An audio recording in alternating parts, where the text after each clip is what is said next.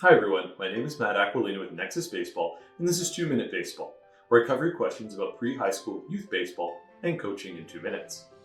Throwing an object overhand is an entirely natural motion.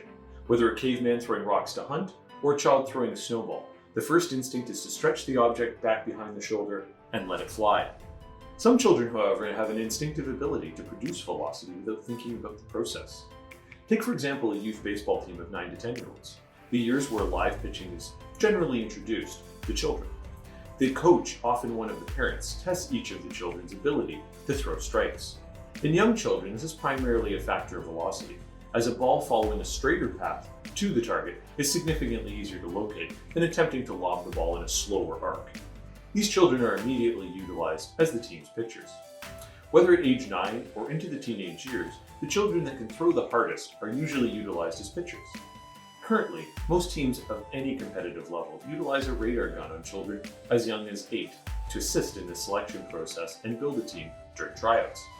But why can these kids throw with velocity naturally?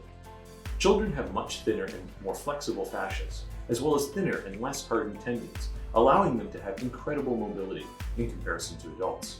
Many kids can spin their shoulder and hip joints freely, and there is a genetic component to this mobility. They also might possess the ability to control it, making them naturally more adapted to pitching and throwing. This early advantage in range of motion and control is huge in a sport that starts specialized training so early. It creates the perception by high school that you have to be born with it to succeed. But this is simply not the case, as high levels of controllable mobility are achievable and with training added to sport-specific strength. So while those that are born with these advantages see easier early success, with the right training, those advantages are equal or exceeded.